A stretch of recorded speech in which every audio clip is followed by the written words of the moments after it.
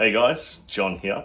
As you can see behind me, I've got some interesting stuff happening. And for you guys that aren't following me on social media, this will come as a bit of a shock. But if you've been following me for previous or many years to come, it's a little bit exciting. So we'll get into it and start off the video of showing some cool bearded dragons and some bearded dragon enclosures that I've set up. All right, so as I said before, these are some bearded dragon enclosures. You may be used to seeing the particular location being that I had my green tree enclosures. Now that I've moved them into the lounge, I have the space to put these guys, and the garage is where I will be having my bearded dragon breeding program. So for you guys that haven't watched for years and years, I used to breed bearded dragons when I was a kid. I mean, I'm still pretty young now, but I'm talking like when I was 12 to 15. So fast forward 10 or so years, haven't had them since. I thought I'd give it a hand again and give it a shot of some really cool bearded dragons. Now, here in Australia, I guess some of the most popular bearded dragons are the high color red phase. And that's something that I kind of wanted to dabble in and develop my own line. So I'll start off by showing you the enclosures and what I've done. And then I'll go a little bit more in depth with the bearded dragons themselves. So as you can see here, the bearded dragons enclosures, they're made by Hatched Reptiles. Shout out to Ethan and the crew who put all the time and effort to make these. Stunning enclosures, really, really well built. Now, of course, I didn't go PVC like I would have with my green tree enclosures, strictly for the fact of warping issues, as well as they simply just don't need the humidity buffers, whatnot, because they're not a humid animal. Now, really great enclosures. I highly recommend if you are in Australia, hit them up. So that is Hatched Reptiles, as you can see up there in the top right. Definitely recommend. Now, these enclosures come fairly retrofit for whatever you want to keep. So I particularly asked them for a heat light and a UVB tube. So there's not a great deal more I really had to do apart from adding the decor inside, or decorations or substrates and whatnot of what they are. So I'll start off by showing what I've done, and then I'll basically show off some of the dragons. So for starters, the enclosures, they have a fair few vents around them. Now, I didn't go crazy with them, nor did I kind of undersize it. It's kind of a bit of a sweet spot. You do want a good amount of ventilation for bearded dragons for the fact that, one, they hate humidity, or they don't necessarily do well with high humidity levels because they are such an arid or a desert species. Now, with the enclosures, like I said, I've got a fair few vents, and that was really the only requirements that I asked for. Apart from that, it's a stock standard enclosure. I just got a few extra vents added. Now, if I go over here, you'll see, apart from, like I said, the included light and heat globe that I asked for, the things that I've added was the decoration background.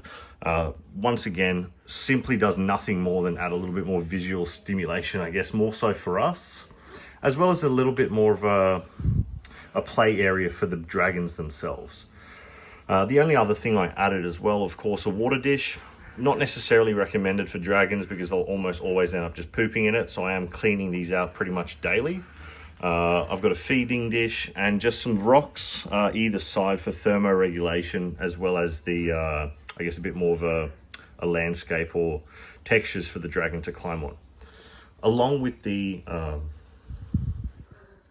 designated basking spot, which I've used wood for this one. The next three, I'm going to make it all stone or rock, so it's going to be a bit of a contrast. I'll have 3 enclosures with the wood like I have now, and I'll then have the other 3 with stone.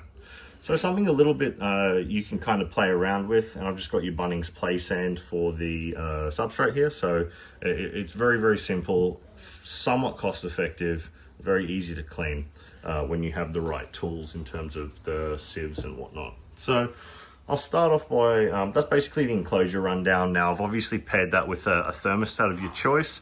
It's horribly messy up here, but I haven't finalized the enclosures yet in terms of stacking. So those will bugger off somewhere and I'll make that look nice.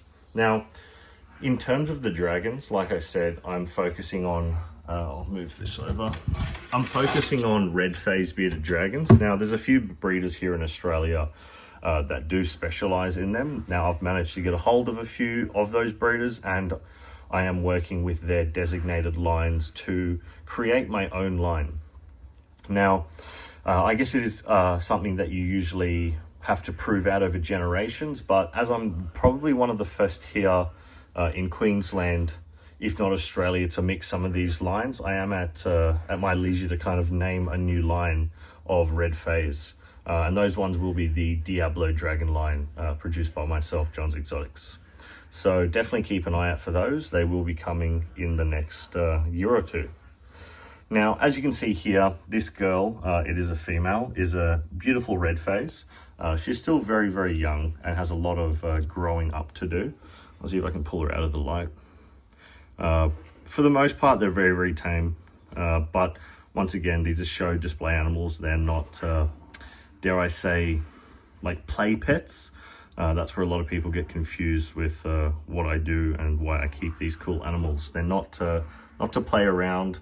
They're to enjoy and appreciate as they would be in nature, or as natural as I can, without hassling them too much. So this girl here is a normal scale het translucent, possible het hypo, and she's going to be one of the foundation dragons of my new line that I'll be producing. So let's get a bit of a close-up of her. So the dragons underneath are very, very nice as well, and I'll get a little bit more of a closer look. These guys are this one here is another female, and she is a translucent normal scale, possible het hypo. So similar genetics to the girl that you saw above, but considerably darker. And I'll pull her out. They're still getting used to me. They've only been with me for a few weeks now. But as you can see, absolutely stunning. If you follow me on social media, I've got high def video as well as photos of all these guys. So feel free to take a look. But absolutely stunning. Really excited to see what productions I'll be able to get out of these guys. And as you can see, very similar enclosure setup. Now, I won't dwell too much on these, as this is kind of a bit of an overview of all the dragons. If you want more specialized or in-depth videos, please leave a comment below, because I do these out of a need to show people what I have, as well as educate, but I also want to hear back from you guys. So definitely let me know, whether it be personal message or on top of the commenting in the video. Be more than happy to take your suggestions. Now, the lucky last is a male. Now, very, very hard to acquire a nice dark red phase male, and he's a bit antsy, so he probably will flare up at me. But there you go.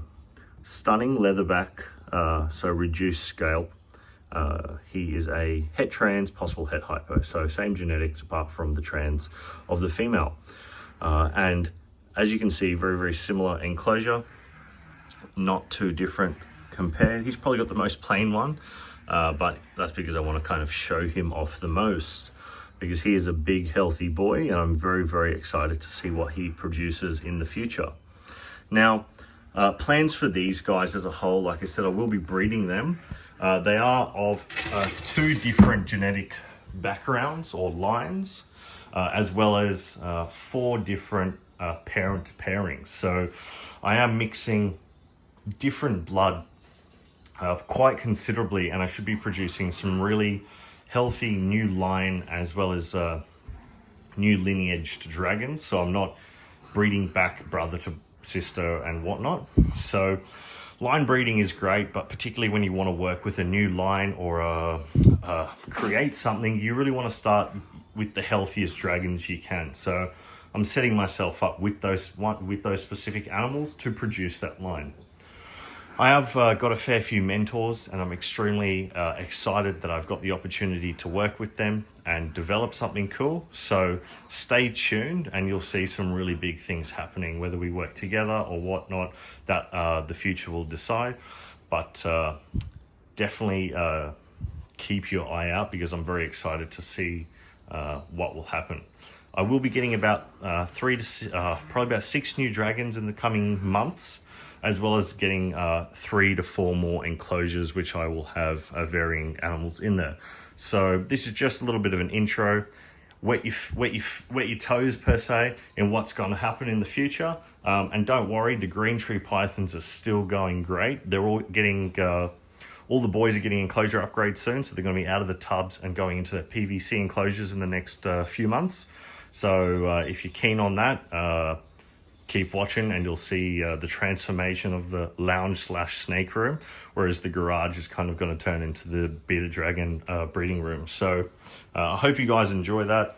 Let me know what you think and what you want to see, and I will be posting a little bit more varied videos soon. So thanks, and I'll see you in the next video.